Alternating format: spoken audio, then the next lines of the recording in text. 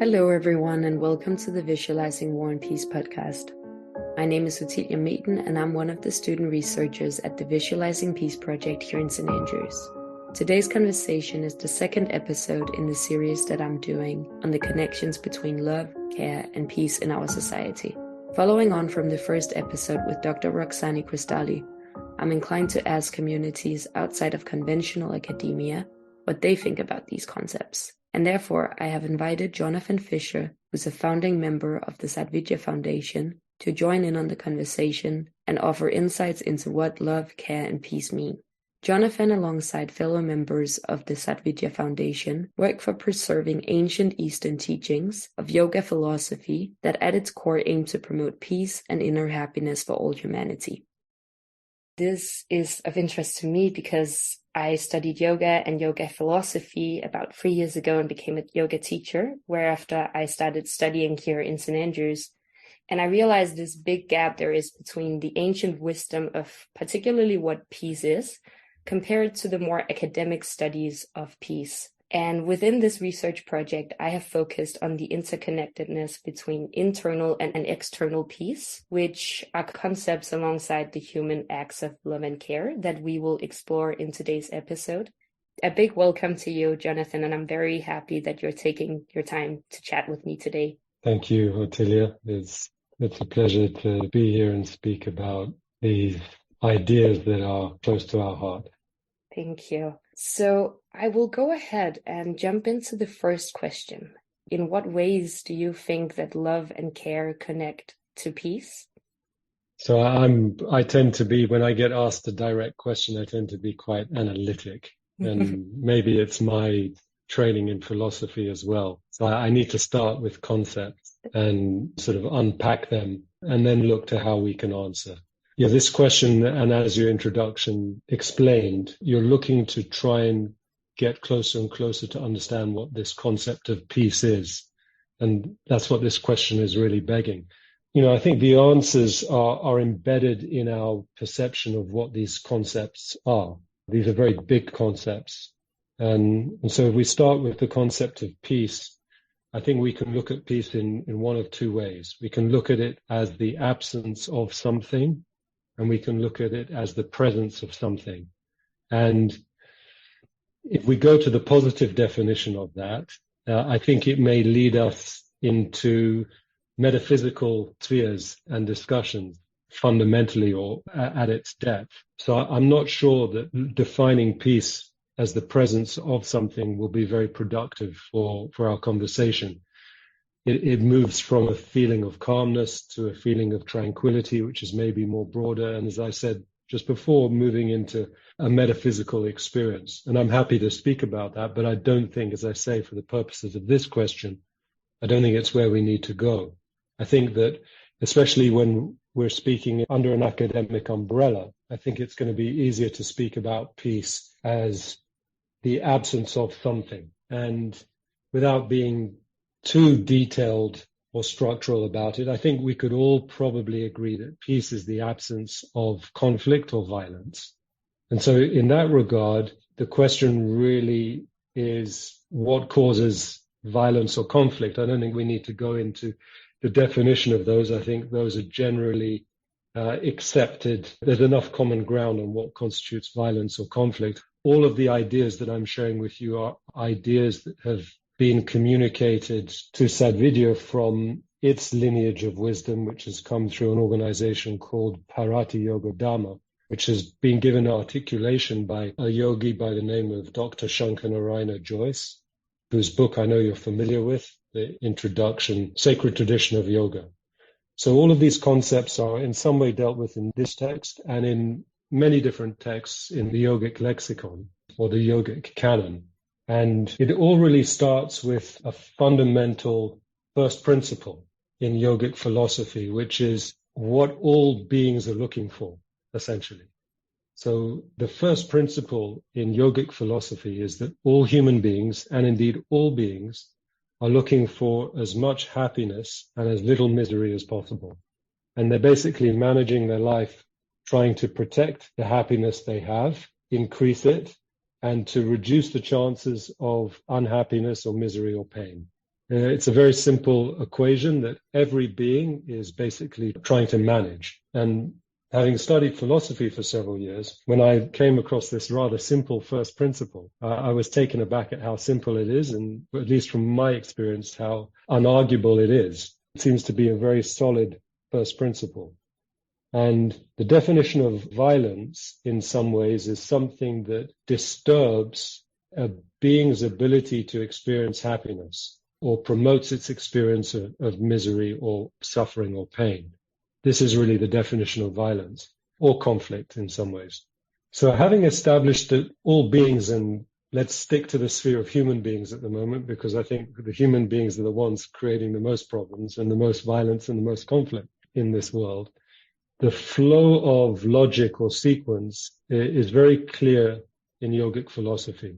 And it starts with happiness, which is a strange place to start, but this is where it starts, because the observation of the human system and the human psyche has led yogis to identify that wherever happiness is experienced in any aspect of a human being's existence, there will start to develop an attachment tendency. From that attachment tendency, there will naturally lead an over-attachment tendency, and from that over-attachment tendency, there will lead to some aversion. And that aversion will basically lead to conflict and violence. So at its root cause, the cause of any violence or conflict is coming from attachment, essentially, from yogic philosophy. If we just take an example of that, I will experience happiness, let's say, by traveling to a certain location on a regular basis. And I enjoy the view in that location, I enjoy the scenery, and I enjoy the nature. And if that becomes a really important part of my routine, if somebody prevents me from getting there, I will develop an aversion to that person. Or if they're actually physically preventing me, then maybe I will take physical action to bypass them or to remove them from the equation so that I can get to my desired location. The root of any conflict or violent action, whether it be mental, verbal, or physical, is coming from this attachment tendency. This attachment tendency is basically an identification of my sense of who I am with that activity. So because happiness is the first principle of what I want to do in my life, this is my goal of life. Yeah, and I mean, from understanding you, then we go out of our ways to protect our own happiness by even inflicting harm upon other people because of this attachment that we have developed to our own happiness. I mean, I cannot help but wonder, how does that then relate to love and care? Ultimately, could you unpack a bit more how love is or is not a solution to counter this attachment tendency to our own happiness? Wherever I'm getting happiness becomes quite a strong part of my identity and my life purpose. And so then I look to protect it and I look to protect against it. And if I see anyone threatening that, then I'll start taking measures in order to defend against them or to marginalize them or even to preempt anything that they could do to cause problems with that. So having understood that attachment is really the main cause to lead to the presence of violence or conflict, then what is it that can lead to the presence of peace? What is it that can promote peace, and is love and care the antidote to violence and conflict? So we go back to the root and we're saying, well, attachment is the root of that, according to yogic philosophy. Then in many ways, love and care is not the remedy or the antidote to attachment, not in terms of behavior, not in terms of output. So does love not matter then? Does it simply just do more harm than good? So there's a concept in yogic philosophy which is called detachment, which is considered to be a fundamental practice that is learnt in the yogic path and the yogic journey. And the development of detachment, as opposed to attachment, really promotes peace. I would say more than love and care. When looking at love, oftentimes love is in practice associated with attachment and not with detachment. The yogic concept of love is appreciation for something without any identification with it through one's own connection. So there's a detachment there. There's no identification with the object of what is being appreciated, or there's no attachment to the connection that you may have with that object.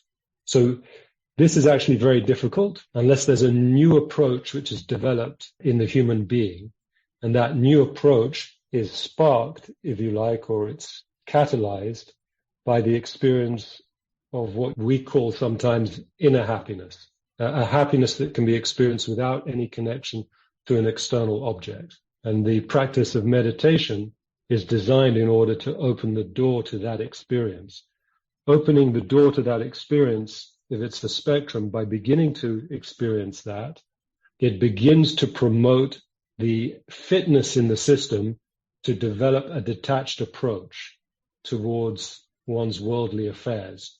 Developing a detached approach towards one's worldly affairs will definitely reduce the presence of violence and conflict in that person's surroundings, and wherever that person influences, it will reduce the effect of violence and conflict. So it's more this concept of detachment, or this sense of love, which I think perhaps you could still have unconditional love, but still have attachment to it in some ways. So this concept of detachment, I feel, is really the key concept for promoting peace. And of course, a lot more can be said about how to develop detachment as a skill set for human beings. That's such fascinating insights. And as you just mentioned here, one of our takeaways is the unconditional love, and that as a way, not necessarily to promote peace, but to find some, I guess, more stability in life could be a way to understand it for me, who's a university student, and for many people dealing with just everyday life occurrences. But sort of jumping off a bit what you said between this inner happiness and this inner peace, if you want, and this can be done through the meditation practices and in many other ways too. But how do you visualize or understand the connection between then this inner happiness or inner peace and then the more external peace, as a way to, not to jump back into the definitions, but if external peace might relate more to broader stability in society, or not to conflict or the absence of conflict, but more just a stable, well-functioning society, I would call it for now. Yes, I was reminded of a story about sort of violence and conflict that is sometimes told, which I think it's relevant for perhaps students of yoga or anyone who has an attraction towards a belief system which proposes non-violence as a very helpful approach to life and society in general, which yoga certainly does. Non-violence is regarded as being the fundamental cornerstone of a lifestyle for yogic philosophy, because of what I just said earlier, which is the first principle is happiness. Violence is probably the most direct way in which you can disturb someone's ability to experience it. But I think so this story is counterintuitive in some ways, because it's a story which is saying, don't forget that sometimes you need to have violence. So there was a story about this very aggressive cobra, which was living just outside this village in India. And the kids used to sort of play just outside the village, and this cobra was inhabiting that same area, and it would always come out and try and attack the children. And so there was a real problem resulting from this. And there was a very wise man, a yogi in this village, and they went to go and consult with the yogi, and the yogi went and was able to communicate with sort of all animals due to his achievements. And he went and he communicated with this cobra wanting to, protect all beings. And he said, look, if you don't change your ways of behaving, the villagers are going to come out, they're going to hunt you, and they're going to kill you. So you need to stop attacking the children. You need to let them play and keep yourself to yourself. And this yogi, he sort of went away and traveled for a long time, and he came back and he was walking towards the village and came through the area where the snake inhabited, and he came across this snake and it looked terrible. It was like bruised and it had lots of wounds. It was really looking terrible. And he looked at it and he asked the snake, he said, why are you in such bad shape? And he goes, since you told me to stop attacking the children, they've been teasing me and baiting me and playing with me, etc., and I'm helpless. And he goes, stupid snake, why did you mistake my advice? I told you to stop attacking the children. I didn't tell you to stop hissing or warning them not to come. So, I think there's a place for violence and conflict inevitably in this world. We shouldn't overlook that. We've understood in yogic philosophy that's not to be overlooked. And sometimes violence and conflict can be a duty that's required for an individual or for a part of society. The soldiers, the military, or indeed a whole nation can sometimes understand that it's duty to execute conflict or to inflict violence.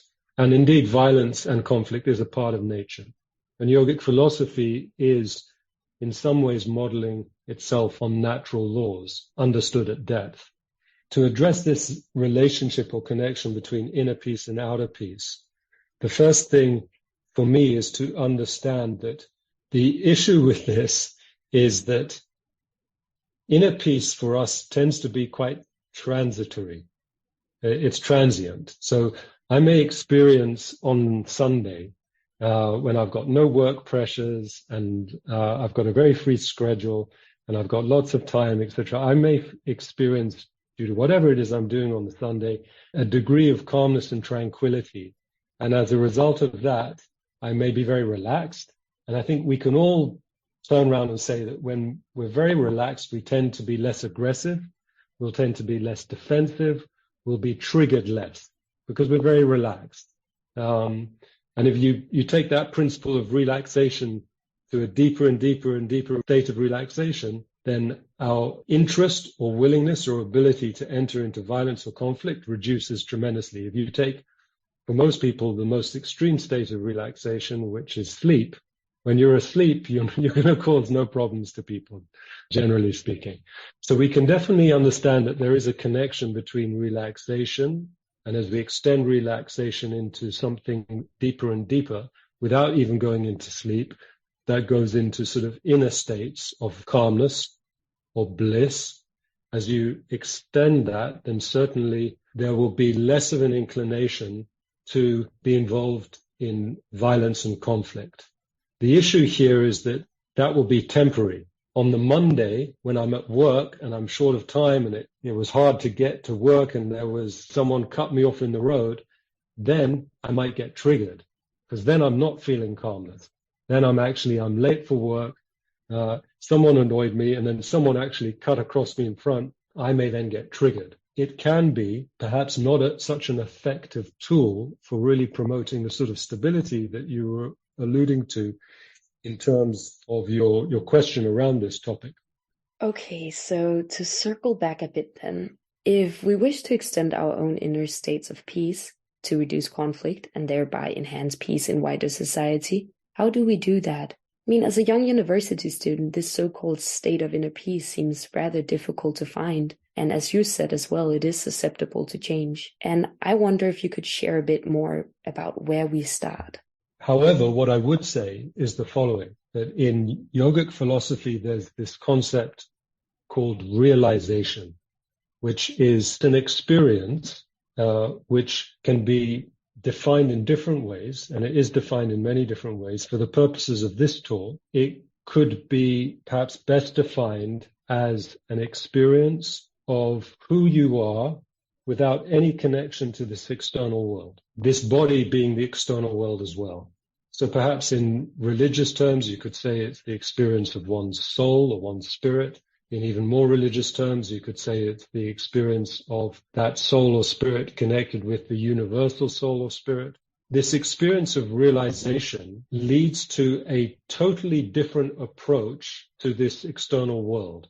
And the reason for that is because someone who's had that experience will no longer identify themselves with this body, with this mind or with any of the connections that the body and mind have with this external world. As a result of not identifying, there is fundamental detachment. That's not to say, and people sometimes get very confused with this term detachment, which is that to be detached doesn't mean to say that there's no engagement. It means to say that whilst there's engagement, there's no identification with what's being engaged with or the process of engaging with it.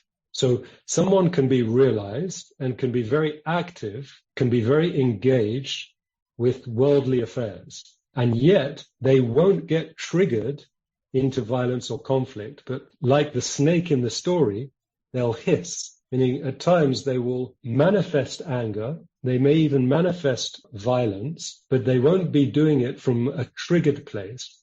They'll be doing it from a conscious decision that this is an appropriate time for me to show violence or to show some anger for the benefit of the situation and for the benefit of society as a whole. Yes, there is a fundamental connection between inner peace and outer peace. How to really root that and ground it, what is required is an in-depth experience of that calmness, which ultimately only really develops expression once this experience of realization takes place. Yeah, that's so enlightening in many ways, the words you're saying there. But it leaves you to wonder how this understanding then of inner peace can be brought out into wider society or can manifest in more people than just the ones that are perhaps consciously pursuing this realization or consciously pursuing meditation and stillness and calmness in the mind. Because you've worked with this for a long time. And I mean, I'm only getting started on both my life journey in many ways and this yoga journey of mine. And I wonder in many ways how this can be promoted, in lack of a better word, in wider society to the ones that might not be inclined to pursue it. Or I've come to a similar conclusion that perhaps the most important thing is to be able to provide education with regard to these concepts and in a meaningful way. So education is the key for expanding this understanding. In order to be able to educate, one needs to understand at depth, not just cognitively or intellectually, but these concepts need to be understood and internalized by the people who are communicating them, because only then do they sort of start to become more powerful in going against the mainstream thinking, which is that essentially happiness is best achieved through the material world. Yogic philosophy says, yes, happiness can be experienced through the external world, certainly, and it should be experienced. These teachings explain. However, the happiness that can be experienced in the external world is very, very meager. It's very, very small compared to the happiness that can be experienced internally. And that every human being, by virtue of the fact that they have a human body and a human mind, have the capacity to actually experience that inner happiness. So this is an education process that needs to take place.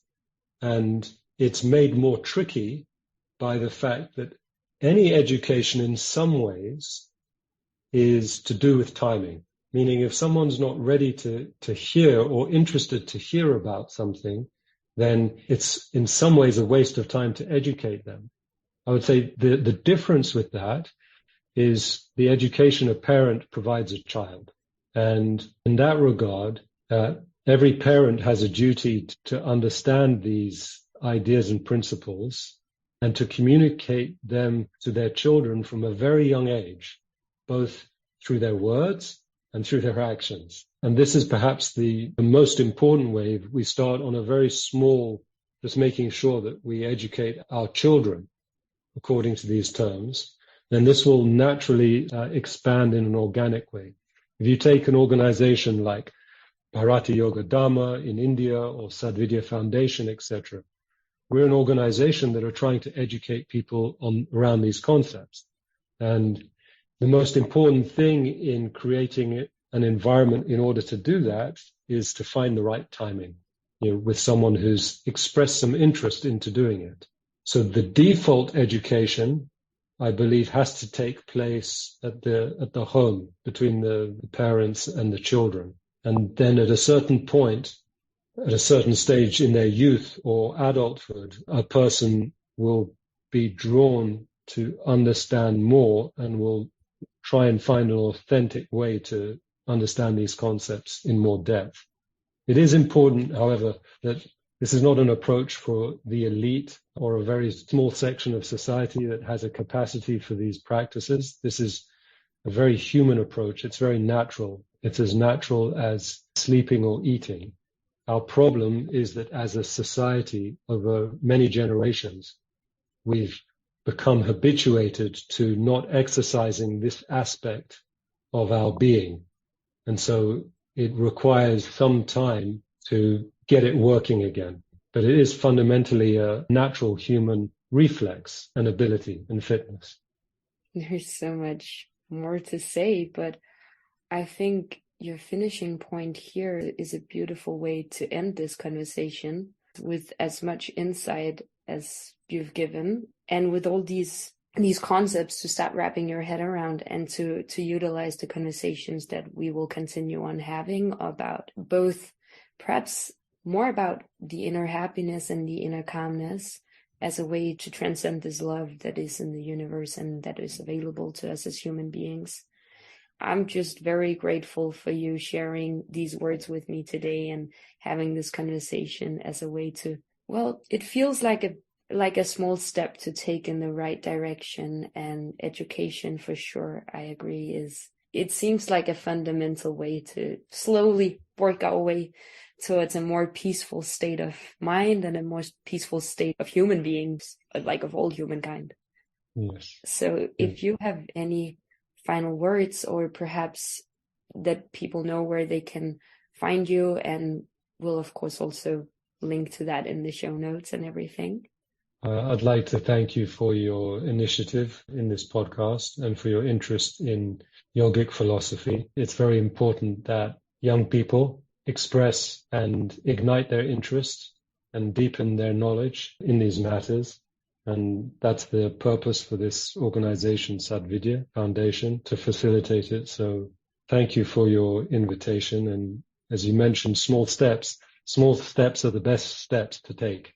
They're the ones that make the most secure and best progress. So it's a good way to end, making everybody feel like just take a small step. It will lead to good results. Thank you so much, Jonathan. And thank you to you, our listeners, for joining us again as we continue to explore how peace is understood, depicted, imagined, and visualized in our society. I will persist asking these important questions, and the next episode offers another perspective on what love, care, and peace mean in relation to one another. And if you would like to join the conversation further, you can follow us on social media. Just search for Visualizing Peace, or get in touch directly by emailing us at vispeace@standrews.ac.uk. Our theme music was composed by Jonathan Young, and the show was mixed by Sophia Gerten.